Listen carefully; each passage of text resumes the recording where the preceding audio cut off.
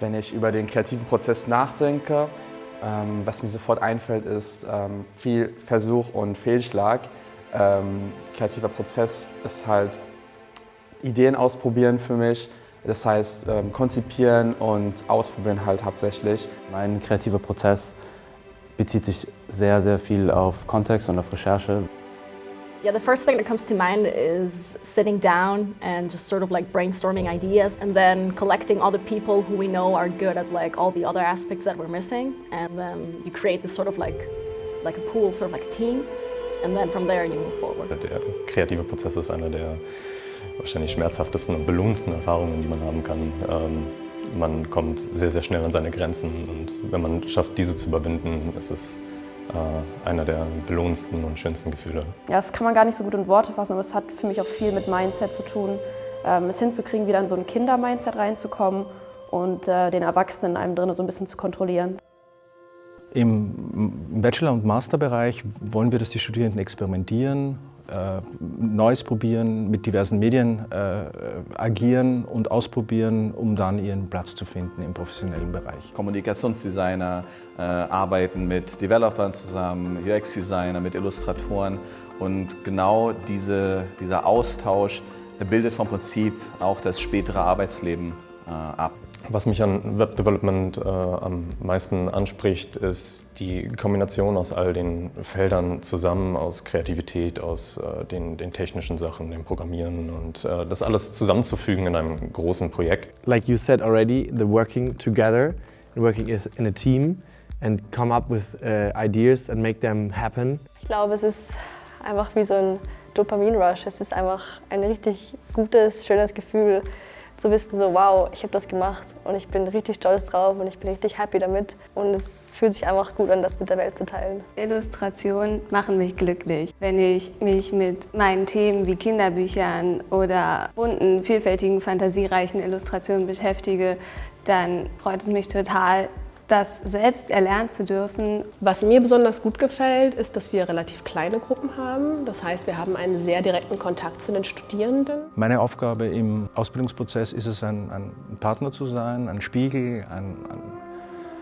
Lexikon und jemand, der auch vertrauenswürdiger Freund ist. Es gibt zwei Punkte, die mir ganz besonders wichtig sind. Das ist Aktivität und Offenheit. Ich selber bin sehr aktiv und sehr offen meinen Studierenden gegenüber. Man braucht ein gewisses Grundverständnis für Design, was erlaubt ist und was nicht erlaubt ist, was aber auch erstmal viel mit Handwerk zu tun hat. Und wenn man das begriffen hat, dann kann man das auch überkommen und eben neue Sachen kreieren. Aber wichtig ist es tatsächlich, dieses Fundament an Wissen zu haben, um dann neue Gestaltungswege zu gehen. Unsere Philosophie in der Lehre ist vielleicht eher so zu verstehen, dass wir ja tatsächlich in jedem einzelnen Modul versuchen, reale Probleme zu lösen. Das bedeutet, dass wir eigentlich gemeinsam mit den Studierenden, also die Studierenden, die Dozenten und die Professoren gemeinsam an Projekten arbeiten.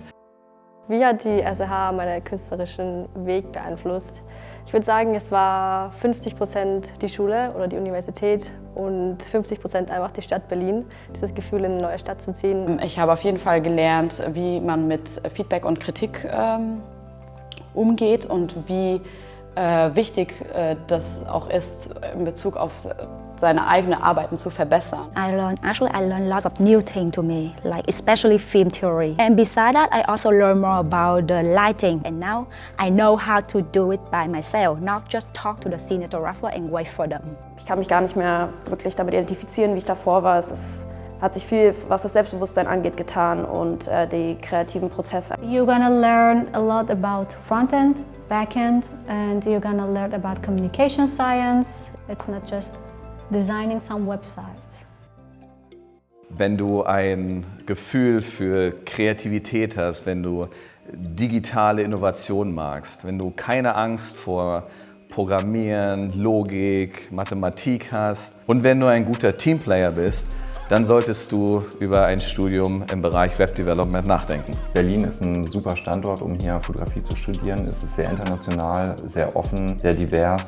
Kommunikationsdesign ist halte ich deswegen für einen sehr guten Studiengang, weil er so breit aufgestellt ist. Sie entscheiden sich für ein ganzes emotionales System und fühlen sich da aufgehoben. Ja, Illustration hat sehr viele unterschiedliche Facetten. Das ist ein breites Feld, man kann viel machen, kommt zu uns und findet es raus.